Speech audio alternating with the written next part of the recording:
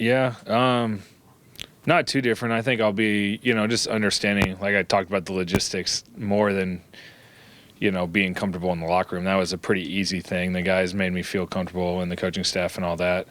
So it's not too different. I think just come in and prepare and, right now I got another month before spring training starts, so just keep working towards that and preparing for opening day and the long season and just try to be ready to go and help us win. You were in the American League just a couple of years ago. How differently, when you were playing Houston, did you kind of go into that thinking you got to be very cognizant of signs? Like, what was your reaction? Were you surprised? Yeah, I was surprised. I think that there's, clearly you can see it watching postseason games that teams are, very cognizant and paranoid, whatever you want to say, of, covering up their signs. I was still surprised by the story, but, ultimately it's, you can't go back and change anything. You play the games, and, the job is on the pitcher and the catcher and the defense to cover that type of stuff up. And, it is what it is kind of how I look at it. It's, can't go back and change anything. And, commissioner handed out what appears to be pretty strong punishment. So. Have you gone back through your Rolodex and thought about particularly at-bats against those guys? I mean, if you really want to dig, you can go back and read the comments. And when we lost the series in 18 to them from some of the players, that it was a hard series for us because we thought we were a really good team. And and it's not just them. Just when you face teams that are on top of everything, it was a challenge going into it. And I don't think that we, as a team, handled it as well as possible. I think that was a very talented team, and we were distracted by some of that. I think we did a good job last year in the playoffs here of trying to be very ahead of that and practicing that stuff throughout the season, so that when we got to the playoffs, it wasn't new. It didn't raise your heartbeat and make things more anxiety prone. But it's part of the game in a lot of ways, and it's something that the best we can do as players is control what we can and try to make sure that things are difficult for other teams to pick up on. Is there a clear line, though, Andrew, between someone standing on second and stealing a sign with his eyes and someone using technology? I think so, and I think that's what the punishment is for. And I think that's why it was so strong. In a lot of ways, that's the game, and that's that's the chess match that goes on in your first example. And then it's everything's evolving so fast. There's so much technology. The cameras. I mean, it wasn't. When we got into the league, the camera in center field was not a high enough definition for you to get anything on, and now, these cameras are incredible, the 4K and all that stuff, and, the zoom in, and then you add in the replay, the ability for guys to move those around, and teams are adding cameras for, often for good reasons, to help their players. And it's evolving. It's got to be very difficult to stay ahead of. And just to tie a bow on what Mark was asking about the 2018 postseason, you're in the postseason against that team. When you found out that they got busted for stealing signs, what was your reaction? It's too late to, I got a lot of gripes about the way games went in the postseason. Unfortunately, one team gets to win. That's, you start with however many teams, and only one team's happy when it's all said and done. So, it is what it is. You move on, and you find a way, and maybe some of us were naive to how much we needed to work to protect ourselves. Paul, you mentioned that fitting into the clubhouse, that part of it was easy last year. Were there any parts of the organizational transition for you that surprised you with, or difficulty parts of it that you weren't counting on being maybe the kind of challenge to deal with? No, honestly, I was preparing myself for it to be like a very difficult transition. I've seen guys come in, like when I was with Arizona, and how different guys handle it. So something I was really aware of and tried to know that could be something that could be tough for me, especially the first time. And I would just say that what surprised me was how it was a lot more seamless than I was expected, and a lot more normal, and not really that different at all from very early on. And so, I mean, I was definitely aware that could become an issue, and I don't know if it was me preparing or just trying to be proactive and getting to know people, or, understand the organization, or more just I would put more of the credit on the people here, just allowing that to happen. When you say very early on, I mean, you signed an extension in spring before you played a game here. Was it that early, that sort of earliness into spring? You're like, you know what, I am comfortable. Let's do this. Yeah, I'd say. I mean, I remember the first practice, the first workout, and just not knowing what field was the right field, and that being a little weird. But I followed Carp or somebody out there, and then by day 2 or 3 you're like, all right, this is the routine, this is what we do it, this is how the organization goes about it. And of course you're learning things throughout the year, but I remember one of the first few days just being like, all right, this is just how it's always been. Paul Carp was just in here a little bit ago and talked candidly about his struggles last year and how he's using that as a motivator for this year and how optimistic he is. What do you expect from the bounce back? Yeah, I expect a huge year out of him, like I always do. I mean, there was obviously some ups and downs, for him and really for our whole team, and especially the offense last year. And I think, we're all learning from it, whether it's myself or Carp or the team as a whole. And I think it's only going to make us better. And that's how I've looked at it this offseason. I know other guys probably have done the same. One of the descriptions that was given about him was that he was kind of a hitter caught in between what identity would be, average, power, that kind of. For you, how do you find your identity as a hitter? And if you do feel it's stray, what do you do to get back on track? Well, I just try to be myself. I mean, I'm just try to do the same thing, try to hit the ball hard, have good at bats. I think if you're doing that consistently, the numbers are going to take care of themselves. I don't try to say like, hey, I need to hit this many home runs or have this average. I think the numbers really will take care of themselves. Just swing at the right pitches, put a good swing on it, hit it hard, and at the end of the year, the numbers are what they are. And I just try to control the things I can control. Do you buy into the protection coming from behind you in the lineup? Like, do you think that changes the pitches you hit, or does the guys on base ahead of you change more? Both. I would say probably more guys on base than the guys behind you. Of course it matters. I mean, I don't know if it's a, 0.5% or a 1% or a larger number than that, but it can affect it a little bit. The biggest thing is just who's ever in that box, whether it's me or someone else. If you're performing well, the way pitchers are going to attack you is going to be different. If you're struggling or you have a certain pitch you can't cover, then they're going to try to exploit that. And it's, 99.9% of it's on the guy who's in the box. The people in front and behind you can change it a little bit, but, it's mostly dictated on who's ever in the box, how they perform. Can I ask that question of you? When you're facing a hitter, what changes it more? Who's behind him or who's on base? Or how many are on base? It all depends. I don't know. I wish I had like a straightforward answer for you. I think that, when I'm on the mound and I'm confident, I want to get everybody out, and I think I can.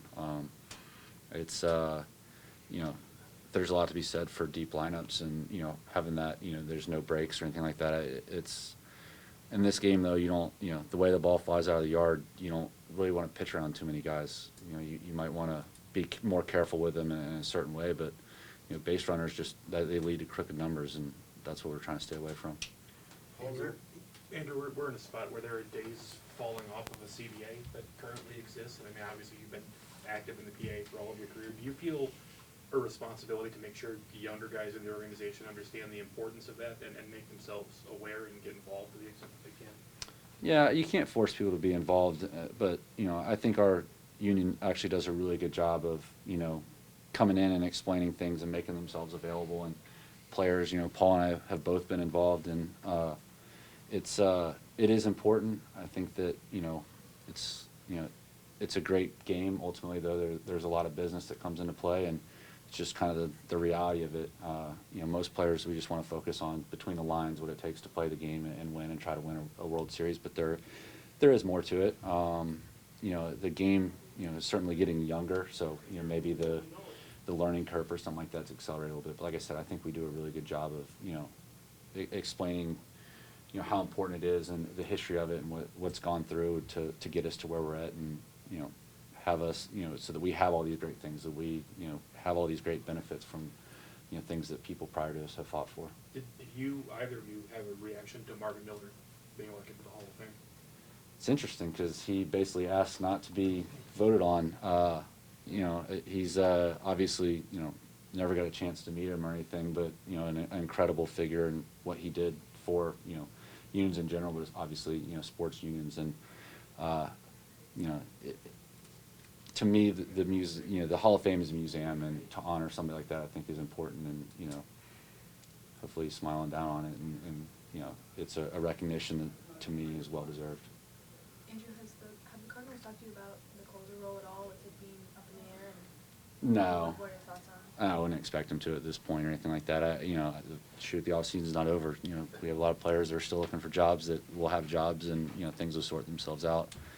I've seen the headlines. I haven't talked to Carlos or Schultz about Carlos or anything like that. Obviously, I think they said his plan in the spring is at least prepare as a starter. So, I think that as a bullpen, we all show that we can be pretty flexible and bounce in and out, and we're going to have a pretty special reinforcement coming in the middle of the year as well. So, fingers crossed for that. But we'll figure it out. It's a group that cares about winning, and Schultz does such a good job of communicating and setting that up. Him and Mad Dog, at least to my concerns. Obviously, Paul, you hitting 34 home runs means you had a pretty good year. Is there anything you look back at last year that you're like, I can improve on in regards to your hitting philosophy? I think the biggest thing, I was just, that's probably my least consistent year I've had in the big leagues. I mean, there were some really high points, and then there were some low points, and I think just trying to find a way to be more consistent. I mean, that's always a focus of mine. I feel like for the most part of my career that's been a strength, but I didn't do a good job of that last year. I mean, the preparation was there, how it normally is, but just the execution of being consistent with all parts of, I would say, the swing or your timing and stuff like that was just too inconsistent, more consistent than I would like.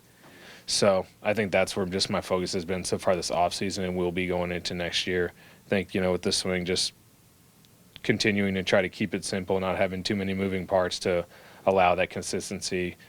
Just a simple approach at the plate, and just working on controlling the things I can control and kind of simplify it. Get a good pitch and hit it hard, and that's where I would say if there is one thing, just being a little bit more consistent, and then that should just allow all the numbers and my performance and hopefully the team's performance to be better. I feel like that was kind of our whole offense as a whole. We were just at times we were really good, and then there was times when we really struggled, and trying to put your finger on it's not an easy thing, but if each guy I know was looking back like, man, I could have done this and this better, and if we can all improve a little bit, then our offense will be better and hopefully more consistent. Do you have a specific off-season hitting person, or do you work out on your own or with buddies? What do you do in the off-season hitting wise? Yeah, I mean, it's mostly by, I wouldn't say like by myself. You need someone to flip a ball to you, but there's pitching machines and there's other guys. I've hit with different years. Everything's different, but I feel like I have a pretty good grasp of what I need to do.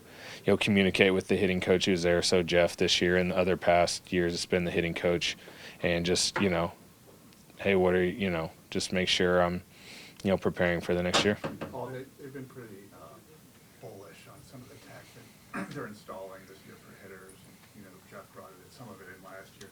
Do you think that's mostly for the younger guys in their development, or guys who have already made very good careers like yourself? Is there stuff to learn from that? I would say there's 100% stuff to learn, but also understanding your strengths and weaknesses. But we can all get better. Guys are trying to get better every year. Technology or any of this stuff is just another tool. It's not the only tool. It's not the holy grail. I don't think Jeff or anybody out there thinks it is, but if there's a way that we can get better as an individual or team, I think we owe it to ourselves and this organization to explore it and see if it can help us, while also realizing that too much of something could hinder you too, and just balancing it with other tools or skills that we have. Have you gone to any of those labs that do like the full workups, like the one in Seattle? No, I got an opportunity to go to like the TPI they have outside of San Diego. That was a couple years ago. I did that, which was pretty cool to see that. There's so much data out there, and I think it's also pretty new in our game. I think we got to be honest with, we're ahead of some sports, but some other sports we're probably a little bit behind. So understanding how to use it, and is something where everyone's still trying to figure out. And I think it's really cool to be right in the middle of that in my career, and try to be part of it and learn how it can help me and help our team. Andrew, what's your reaction when you got the news with the 3-batter minimum? Yeah, I mean, stuff like that's been in discussion. It's not the first time you hear about it, particularly the union stuff. It comes up in discussions about the rules committee and stuff. I mean, my personal opinion doesn't really matter on it. It's not. It is what it is. I understand the desire to clean up the pace of games and to make things move fluidly. I love the chess Didn't get mass. invited to the Chess match of time. We wouldn't be able to get a word in. Two. Oh, really? Okay. We'll see how it goes. I mean, I really, it's not, it's not something I can control. I have a lot of confidence I can get lefties and righties out. I think I have years, if not my career, where I have reverse split. So that's not my issue. I'm not like concerned about like, oh no, I have to face a bunch of righties. But just for the game in general, I think it's a change. And we have this sport that is so perfect, and the distance between the bases and the way how far the outfield fences are and everything like that. I think drastic changes are always, they worry me a little bit, and you got your fingers crossed that it works out and it's better for the game. Yeah, thanks.